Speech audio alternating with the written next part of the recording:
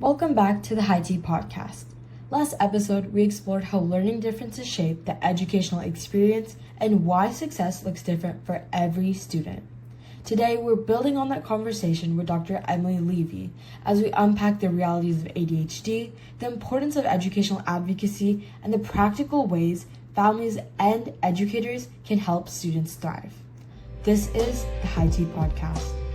So for our second episode, we're now going to kind of pivot to ADHD and what that looks like for the start.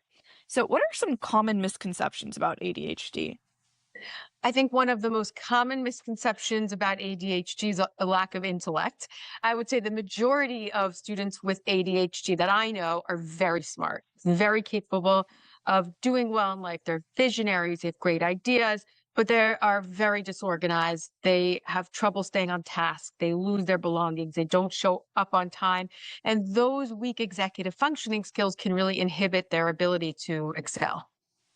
ADHD present itself differently across age groups or even personalities. Well, I think that there are many different presentations of ADHD. There are some students who are have significant focusing issues. They just cannot focus on a task for more than a few minutes.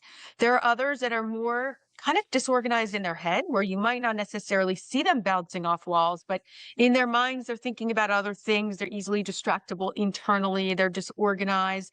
And then other kids have a physical mess. So their desks are a mess. Their backpacks are a mess. Their lockers are a mess, but maybe they're able to stay focused. So there are a lot of different iterations of what ADHD can look like. Great. And so with that, what surprises parents the most after getting that support for their child? I think that what surprises parents a lot is that when their child receives the right support and the right strategies to build skills like organization, time management, planning, note taking, all of a sudden their performance in school starts to improve drastically. Great. And so has there ever been a time where that progress maybe took a lot longer than you were anticipating? Or has there ever been a time where like a student has really struggled? And how did you work around that? Or how did you get past that struggle? I think with ADHD, sometimes what we face is that kids don't follow through on strategies that we introduce. So if we're, let's say, working with a student once a week and we teach them strategies and they understand them, but then they don't use the strategy in between sessions, they're not really going to show progress. So what we'll do in situations like that is we might set up text check-ins where every day or every other day we do a quick check-in. Did you use a strategy? How did it go? Any thoughts or feedback? And then if something isn't working, we can find a new strategy. So some students need more regular check-ins rather than just say a once a week session. So, in those strategies, what's one support strategy families can implement immediately without spending any money? One strategy that I think is great for students with ADHD, and quite honestly, probably most students even without ADHD, is setting up a consistent workspace. So a lot of kids, when they sit down to do their homework, one day they might sit at their desk, one day they might sit in the kitchen, one day they might sit on a dining room table. But we want to set up a consistent homework space, ideally at the start of the school year, if possible, a desk in their room. And it should have all of the supplies that they need for completing their work, whether it's a computer, paper, pencil, scissors, whatever it may be, so that they don't get up in the middle of a homework session and start to wander around looking for supplies. So a regular, consistent study space with supplies that are consistently filled up as they run low. Great. That's definitely a really easy way, I would say. So, kind of moving now to behind the scenes and how you balance your work. You're an educator, an author, and a founder. So, that's three. What's it like balancing all of those things?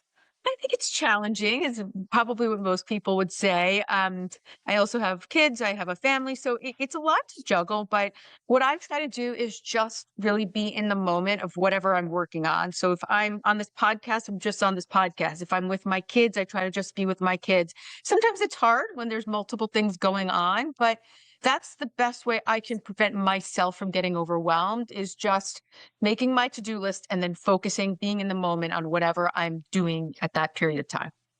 Great. So, in terms of that, what conversations do you often have with, say, schools that families never see?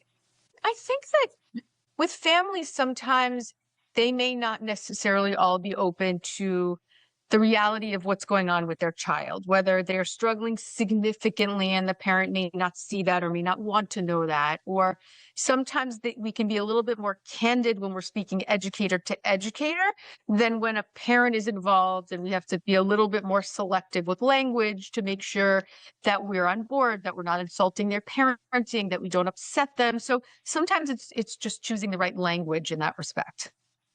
Right. And so, do parents who maybe don't want to test their child for learning disabilities, even though it might help, is there anything in specific that you would do in that case? Yeah, I think that there are some parents that still see it as a stigma and they don't want their child to have that label, so to speak. But the reality is that we live in a time now where there are so many amazing tools and resources available both in school and out of school once a child has that diagnosis that can really help them meet their own potential and do really well in school and feel confident. But sometimes without the testing, without the diagnosis, they're not able to access those tools. So, with that, how do you balance empathy for students while still encouraging accountability and growth? I think at the end of the day, it's a parent's choice as to whether they have their child evaluated and go through that process. So I can always give what I think is my opinion as to what may be right for that student, but it's really up to the parent to make that choice of whether they go through with it. Um, in many cases, usually they ultimately do what's right for their child, but sometimes it's a tricky conversation to have. So, in terms of parents again, what should parents be asking their schools instead during meetings to become stronger advocates? Well, I think the first step is speaking to their teacher before they get evaluated to kind of collectively make the decision of whether an evaluation is appropriate. If they do have an evaluation done, then we need to know, well, what comes out of that evaluation. If they have a severe learning disability, for example, they'll likely need an IEP with specialized support and services. Other students, for example, many with ADHD will just receive what's called the 504 plan, where they receive accommodations within the classroom, like extended time and preferential seating. And then the parent should always stay on top of making sure that from year to year, and really within each year, their child is receiving the appropriate supports and services that they should be getting as deemed necessary on their IEP or 504 plan. Right. So moving away from academics and parenting, you've worked with students one on one for multiple years. So what life skills do you think matter more than grades? I think I'm a big believer that communication skills are really important. I think that students need to learn how to look someone in the eye, how to have a conversation, how to give a presentation. I think a lot of those interpersonal skills are really important for just succeeding in life. And do you guys help teach this with your program? We kind of embed it into our sessions as needed. So what we do is really more academic work, but many of our students need to give presentations at school, or we want to teach them how to read a passage and then retell it in their own words. So a lot of those skills kind of are naturally a part of the tutoring sessions that we do. So what does success look like for students long term? Well, I think the goal long term is for a student to complete school, feeling successful, meeting their potential, and feeling confident in their abilities. hmm And when former students come back and update you years later, what moments stick with you? I know you mentioned the student who went on to be an engineer. Are there any other stories that you particularly remember? Oh, yeah. I mean, recently there was a father who told me that his son was at Georgetown doing really well, studying law, actually. I've had so many parents tell me that their child is either working as a teacher or doing consulting work, or so many different fields where they never thought they'd even graduate high school. And here they are succeeding in life. So I love hearing those stories, and carries me forward every day when I face a challenge. Yeah, that's amazing. I'm so glad that, well, everyone's doing well. But just to close off, if every student with learning challenges could leave school believing one thing about themselves, what would you want that to be? I would want them to feel that they're confident and capable, because when you're confident and you feel capable, you can do almost everything in life. So, I'd love to just ask a quick follow up on that. For people who maybe don't have learning disabilities or anything like that, but still are lacking that confidence, what would you say to students like that?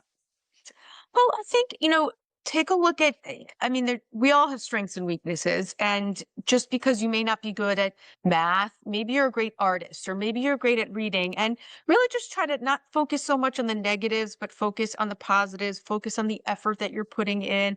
And that down the road, there's so many different career opportunities out there that really meet the strengths of each person. So never give up on yourself. Always continue to move forward. Know that there's going to be bumps in the road, but that you can get through them. Great. Thank you so much for meeting with us today.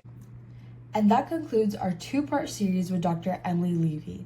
A big thank you to Dr. Levy for sharing her expertise and insights on supporting students with ADHD and learning differences. Thanks for listening, and we'll see you next week with our next guest. This is the High Tea Podcast.